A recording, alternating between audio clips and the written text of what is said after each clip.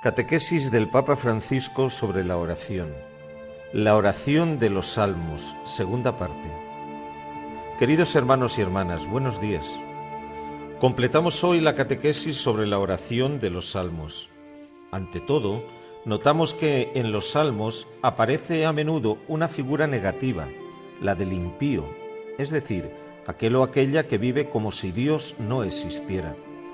Es la persona sin ninguna referencia al trascendente, sin ningún freno a su arrogancia, que no teme juicios sobre lo que piensa y lo que hace. Por esta razón, el Salterio presenta la oración como la realidad fundamental de la vida. La referencia al absoluto y al trascendente, que los maestros de ascética llaman el sagrado temor de Dios, es lo que nos hace plenamente humanos. Es el límite que nos salva de nosotros mismos, impidiendo que nos abalancemos sobre esta vida de forma rapaz y voraz. La oración es la salvación del ser humano. Cierto, existe también una oración falsa, una oración hecha solo para ser admirados por los otros. Ese o esos que van a misa solamente para demostrar que son católicos o para mostrar el último modelo que han comprado o para hacer una buena figura social, van a una oración falsa. Jesús ha advertido fuertemente sobre esto. Pero cuando el verdadero espíritu de la oración es acogido con sinceridad y desciende al corazón, entonces ésta nos hace contemplar la realidad con los ojos mismos de Dios. Cuando se reza, todo adquiere espesor. Esto es curioso en la oración. Quizá empezamos en una cosa sutil, pero en la oración esa cosa adquiere espesor, adquiere peso, como si Dios la tomara en sus manos y la transformase. El peor servicio que se puede prestar a Dios y también al hombre es rezar con cansancio, como si fuera un hábito. Rezar como los loros. No, se reza con el corazón.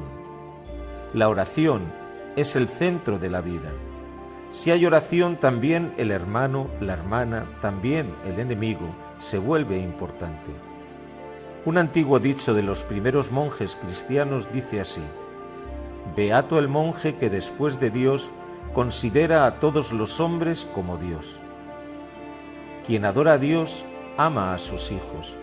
Quien respeta a Dios, respeta a los seres humanos. Por esto, la oración no es un calmante para aliviar las ansiedades de la vida, o de todos modos, una oración de este tipo no es seguramente cristiana. Más bien, la oración responsabiliza a cada uno de nosotros. Lo vemos claramente en el Padre Nuestro, que Jesús ha enseñado a sus discípulos. Para aprender esta forma de rezar, el Salterio es una gran escuela. Hemos visto cómo los salmos no usan siempre palabras refinadas y amables, y a menudo llevan marcadas las cicatrices de la existencia. Sin embargo, todas estas oraciones han sido usadas primero en el Templo de Jerusalén y después en las sinagogas, también las más íntimas y personales. Así se expresa el Catecismo de la Iglesia Católica. Las múltiples expresiones de oración de los salmos se hacen realidad viva tanto en la liturgia del templo como en el corazón del hombre. Y así la oración personal toma y se alimenta de la del pueblo de Israel primero y de la del pueblo de la Iglesia después. También los salmos en primera persona singular, que confían los pensamientos y los problemas más íntimos de un individuo, son patrimonio colectivo, hasta ser rezados por todos y para todos. La oración de los cristianos tiene esta respiración, esta tensión espiritual que mantiene unidos el templo y el mundo. La oración puede comenzar en la penumbra de una nave, pero luego termina su recorrido por las calles de la ciudad, y viceversa. Puede brotar durante las ocupaciones diarias y encontrar cumplimiento en la liturgia. Las puertas de las iglesias no son barreras, sino membranas permeables, listas para recoger el grito de todos. En la oración del Salterio, el mundo está siempre presente. Los salmos, por ejemplo, dan voz a la promesa divina de salvación de los más débiles. Por la opresión de los humildes, por el gemido de los pobres, ahora me alzo yo, dice Yahvé, auxilio traigo a quien por él suspira. O advierten sobre el peligro de las riquezas mundanas porque el hombre en la opulencia no comprende, a las bestias mudas se asemeja. O también abren el horizonte a la mirada de Dios sobre la historia. Yahvé frustra el plan de las naciones, hace vanos los proyectos de los pueblos, mas el plan de Yahvé subsiste para siempre, los proyectos de su corazón por todas las edades. En resumen, donde está Dios, también debe estar el hombre. La Sagrada Escritura es categórica. Nosotros amemos porque Él nos amó primero.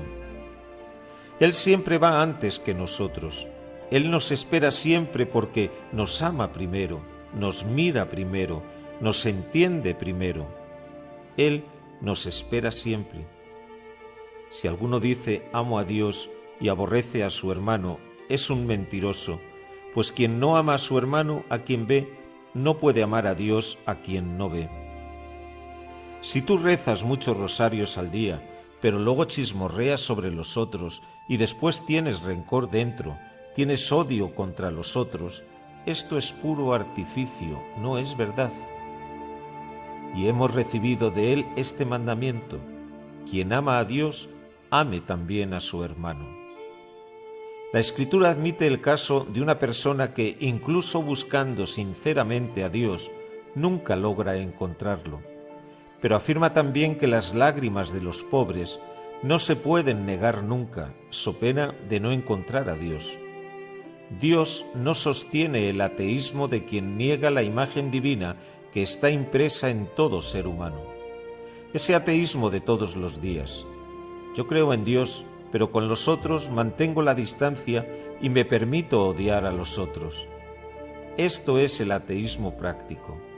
No reconocer la persona humana como imagen de Dios es un sacrilegio, es una abominación, es la peor ofensa que se puede llevar al altar y al templo. Queridos hermanos y hermanas, que la oración de los salmos nos ayude a no caer en la tentación de la impiedad, es decir, de vivir y quizá también de rezar, como si Dios no existiera y como si los pobres no existieran.